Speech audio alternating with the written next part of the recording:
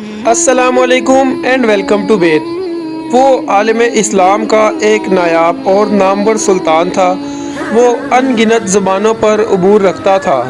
عربوں سے عربی میں، منگولوں اور تاتاریوں سے تاتاری میں، یونانیوں سے یونانی، حبشیوں سے ان کی زبان اور اس طرح دوسری اقوام سے ان کی زبان میں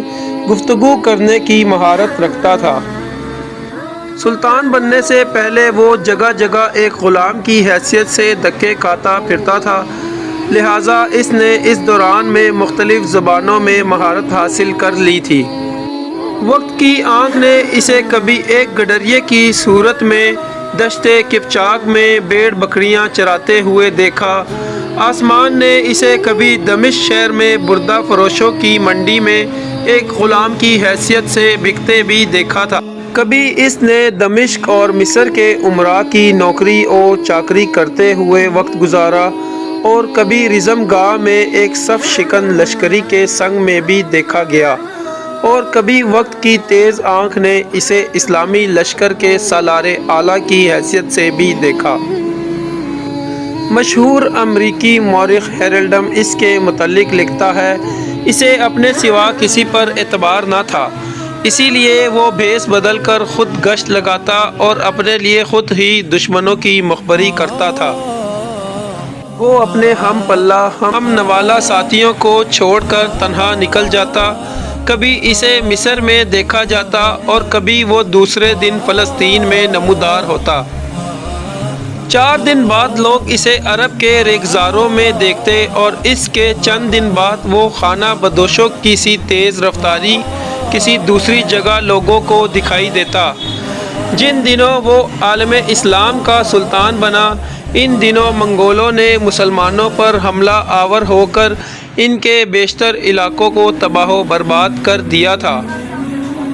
اور ہلاکو خان مسلمانوں کے علاقوں میں دندناتا پھرتا تھا۔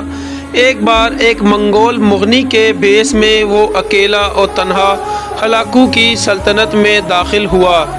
اور کریا کریا چل پھر کے جاسوسی کرتا رہا۔ چونکہ وہ مختلف زبانوں پر عبور رکھتا تھا اور جاسوسی میں بھی مہارت کا حامل تھا، اس لیے کسی کو شک نہ ہوا کہ وہ مسلمان ہے یا مسلمانوں کا سلطان۔ ایک دن اس نے منگولوں کے ایک شہر میں ایک دکان میں کھانا کھایا اور اپنی انگوٹھی جان بوجھ کر ایک محفوظ جگہ پر چھوڑ آیا۔ اس کے بعد وہ اپنے علاقے میں آ گیا اور ایک قاصد بھیج کر ہلاکو خان کو کہلایا، میں تمہاری مملکت میں حالات کا معائنہ کرنے فلاں فلاں جگہ گیا تھا، فلاں شہر میں فلاں دکان پر اپنی شاہی انگوٹھی بھول آیا ہوں، مہربانی کر کے وہ انگوٹھی تلاش کر کے مجھے بھجوا دو، کیونکہ وہ انگوٹھی مجھے بے حد عزیز ہے۔ ہلاکو خان مسلمانوں کے سلطان کی اس جرأت اور جسارت پر سجدر رہ گیا، اور وہ اس کی دلیری سے ایسا مرعوب ہوا کہ اس کی انگوٹھی تلاش کر کے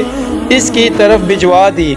منگولوں کو جب خبر ہوئی کہ مسلمانوں کا سلطان خود بھیس بدل کر ان کے علاقوں میں داخل ہوا تھا، تو ان پر سلطان کی ہمت و شجاعت کی ایک ایسی دہشت اور خوف طاری ہو گیا، اور وہ سوچنے لگے تھے کہ جس سلطنت کا حکمران اس قدر جرئی اور جرأت مند ہو، اس کے لشکریوں کا کیا عالم ہوگا، اور ہم اس کا مقابلہ کیسے کریں گے۔ ان دنوں کیونکہ بحر روم کے ساتھ ساتھ مغرب کے صلیبیوں نے اپنے بڑے بڑے اڈے بنا لیے تھے، جہاں سے نکل کر وہ مسلمانوں کے خلاف صلیبی جنگ کی ابتدا کرتے تھے۔ ان میں زیادہ نامور انطاکیہ کا حاکم بوہیمنڈ تھا۔ سلطان ایک مرتبہ ایک نصرانی زائر کا بھیس بدل کر صلیبیوں کے مقبوضہ علاقوں میں جا داخل ہوا، اور کئی ماہ تک ان کے عسکری استحکامات، قلعوں اور دوسرے کئی مقامات کا جائزہ لیتا رہا۔ وہ تقریباً 22 ایسے قلعے دیکھنے میں کامیاب ہو گیا جو ان دنوں صلیبیوں کی عسکری قوت کا مرکز تھے، اور یہ سارا کام اس نے تنِ تنہا کیا، اور اس کے بعد اس نے ایک عجیب ستم ظریفی کی۔ اس نے ایک قاصد اور ایلچی کا روپ بدلا اور جنگل میں ایک ہرن کا شکار کر کے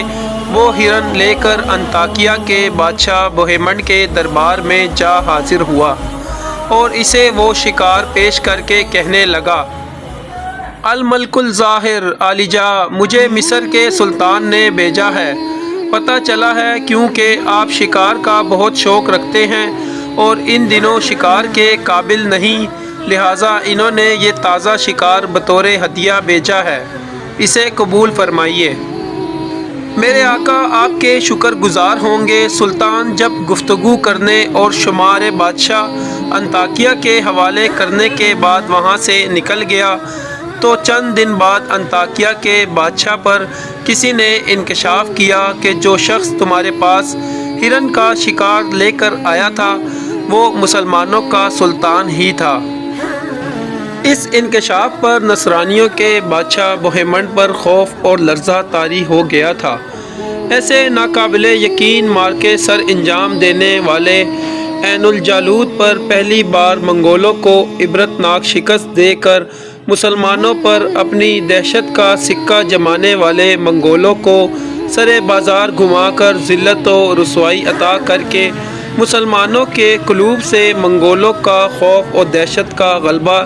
زائل کرنے والی اس نادر و نایاب و جاہ و جلال کی سے مزین ہستی کا نام رکن الدین بیبرس تھا۔ رکن الدین بیبرس منگولوں کی فتوحات اور مسلمانوں پر مظالم ڈھا کر اپنی دہشت کا سبقہ جما کر حکومت کرنے والے ہلاکو خان کے متعلق کہا کرتے تھے کہ وقت آنے پر ہم ان کو بتا دیں گے کہ اللہ کے لیے لڑنے والے کبھی شکست تسلیم نہیں کیا کرتے، اور پھر وقت نے ثابت کیا کہ سلطان رکن الدین بیبرس نے اپنے قول و قرار کا کس قدر پاسدار تھا۔ باوجود اس کے کہ دیگر نامور اسلامی شخصیات کی طرح تاریخ سے اس ذہین و فطین و دلیر و بے باک ہستی کے نقوش بھی ایک منظم سوچ و سازش کے تحت بڑی سنگ دلی سے، مہارت و عیاری سے ممکنہ حد تک مٹا دیے گئے ہیں،